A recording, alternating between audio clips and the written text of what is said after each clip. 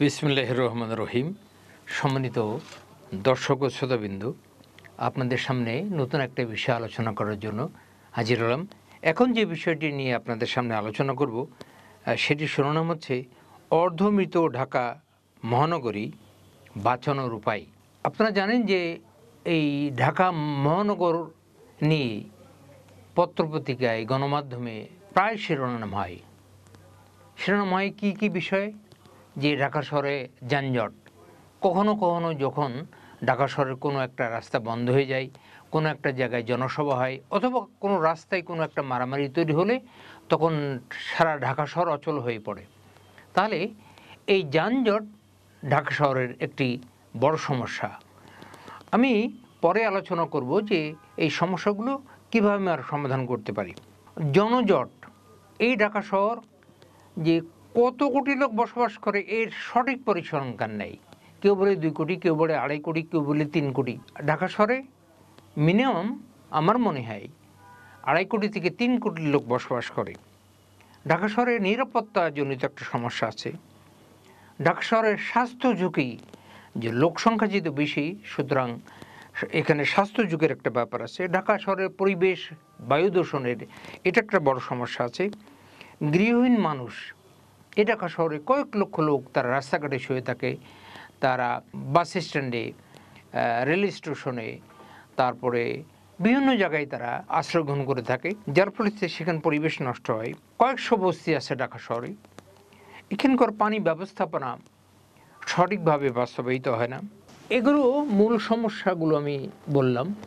এখন এই যে আমি বললাম যে শিরোনাম দিলাম যে অর্ধমৃত ঢাকা মহানগর, এটাকে বাঁচাতে হবে। এখন এটার বাঁচানোর উপায় কি, এটার সুস্থকর উপায় কি? প্রথমে আসি যানজট নিয়ে আমরা আলোচনা করি। দেখেন, ঢাকা শহরে বিগত কয়েক বছরে অনেকগুলো ফ্লাইওভার হয়েছে, মেট্রো রেল হয়েছে, তারপরে কিন্তু অসহনীয় যানজট মাঝে মাঝে তৈরি হয়।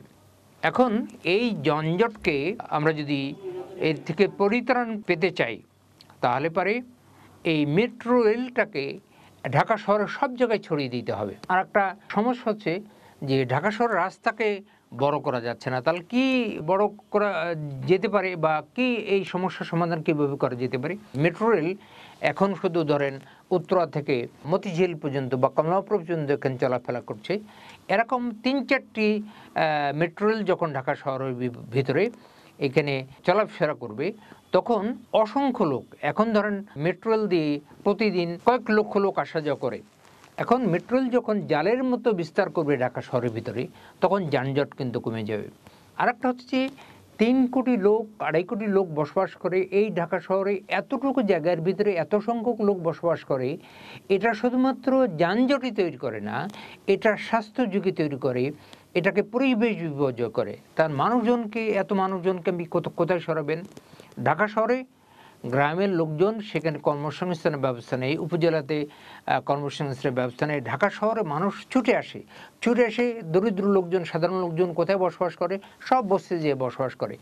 আমি 45 বছর আগে ঢাকা শহরে এসেছি, তখন যে বস্তির সংখ্যা দেখেছি, দিন দিন বস্তির সংখ্যা বাড়ছে, বস্তির সংখ্যা কমছে না। তখন এই বস্তির সংখ্যাটা কমাতে হলে কি করতে হবে? উপজেলা পর্যায়ে এবং গ্রাম পর্যায়ে যতক্ষণ না পর্যন্ত আপনি কর্মসংস্থানের ব্যবস্থা না করতে পারবেন, আধুনিক সুযোগ সুবিধা ব্যবস্থা করতে না পারবেন, ততক্ষণ পর্যন্ত মানুষের স্রোত এই ঢাকা শহর, ধরুন একটা বাসায় 6 জন লোক বসবাস করতে পারে, একটা ছোট বাসায় 1000 স্কোয়ার ফিট বা 1200 স্কোয়ার ফিট একটা বাসায় 6 জন লোক বসবাস উপযোগী। সেই 6 জন লোক বসবাস না করে আপনি যে 100 জন লোক বা 50 জন লোক ওইখানে বসবাস করতে দেওয়া হয়, তাহলে কি ওই বাসার পরিবেশ ঠিক থাকবে? এখন ঢাকা শহর ধরুন 50 লক্ষ লোক থেকে 1 কোটি লোকের ভার বহন করতে পারে, সেই জায়গায় 2.5 কোটি 3 কোটি লোক বসবাস করছে। এই জনসংখ্যাকে ঢাকা শহরের আশেপাশে আরও শহর তৈরি করতে হবে, যেভাবে স্যাটেলাইট টাউন তৈরি করা হয়।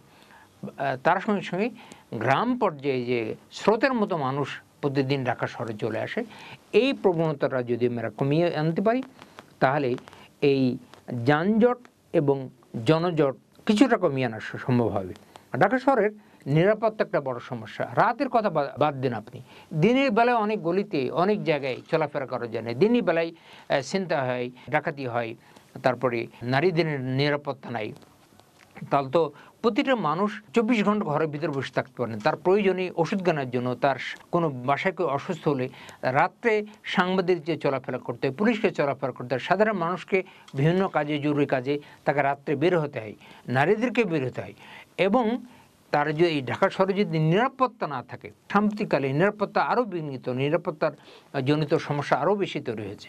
এই নিরাপত্তা সমস্যাটা দূরীভূত করতে হলে আপনার বস্তির সংখ্যাগুলো কমাতে হবে। আমরা দেখেছি পত্রপত্রিকায় যে যারা এই ছিনতাই বা চুরি এইসব নানান কাজের সাথে জড়িত, তারা বেশিরভাগই সব এই বস্তিতে বসবাস করে, অস্বাস্থ্যকর পরিবেশে বসবাস করে।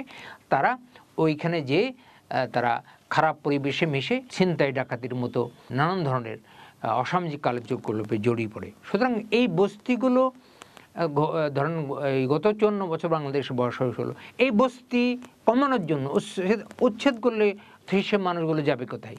এই মানুষগুলোকে গ্রামে পাঠানোর মতো পরিবেশ তৈরি করতে হবে, তাহলেই বস্তির সংখ্যাটা কমে যাবে। এই ঢাকা শহরে মানুষের স্বাস্থ্য ঝুঁকি হচ্ছে কেন?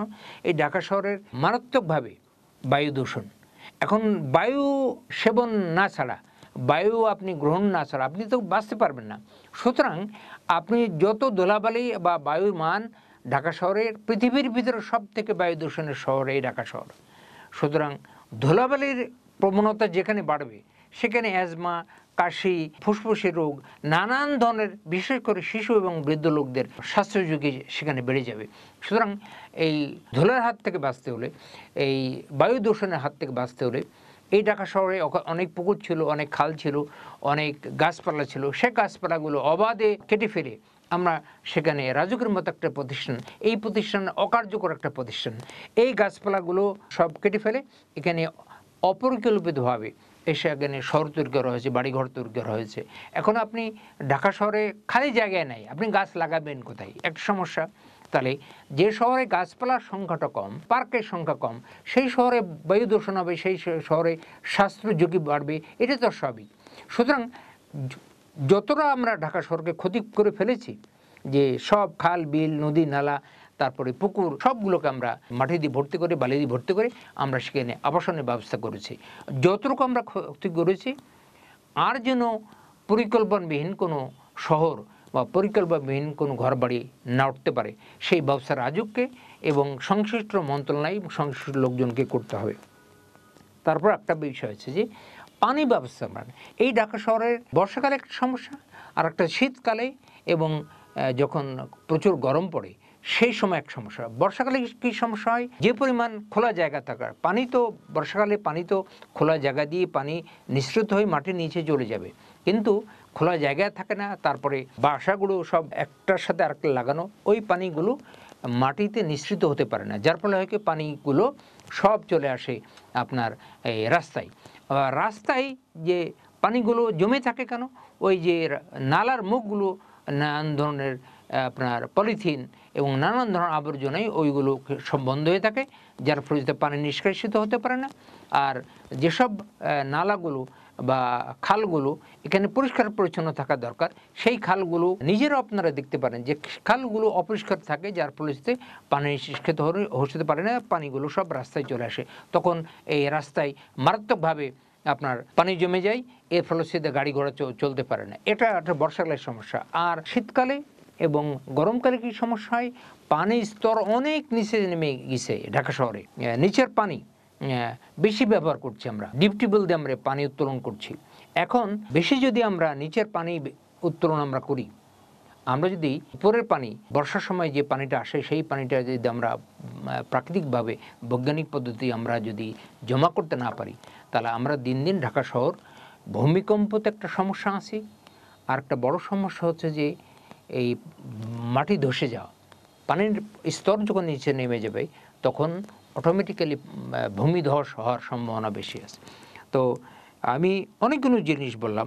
আর একটা যে হচ্ছে যে ঢাকা, চট্টগ্রাম, খুলনা, রাজশাহী 3-4টি শহরে বড় বড় হাসপাতাল বা নাগরিক সুবিধা তৈরি করা হয়েছে, কিন্তু আর শহরগুলোকে, উপজেলা বা জেলা শহরগুলোতে কোনো হাসপাতাল নাই, সেখানে কোনো আধুনিক ব্যবস্থা নাই, যার ফলে সব মানুষ আধুনিক সুবিধা পাওয়ার জন্য ঢাকা শহর চলে আসে।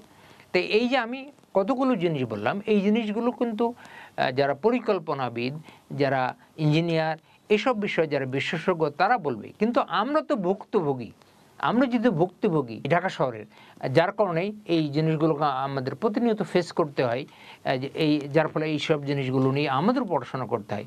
তো আমি সাধারণ দৃষ্টিতে এবং পত্রপত্রিকা গণমাধ্যমে যেসব বিষয়গুলো আমরা দেখি সেই আলোকেই এই অর্ধমৃত ঢাকা একে বাঁচানোর উপায়, এই বিষয়ে আপনাদের সংক্ষিপ্তভাবে কিছু বিষয় নিয়ে আপনাদের সামনে আলোচনা করলাম। বিস্তৃত বিষয় আরও পরিকল্পনাবিদ, আরও যারা বিশেষজ্ঞ আছে তাদের কাছে শুনবেন। আমি এই মুহূর্তে আজ যে বক্তব্য রাখছিলাম সেই বক্তব্য না বাড়িয়ে আপনাদের সবাইকে ধন্যবাদ জানিয়ে আমার বক্তব্য শেষ করছি। আল্লাহ হাফেজ।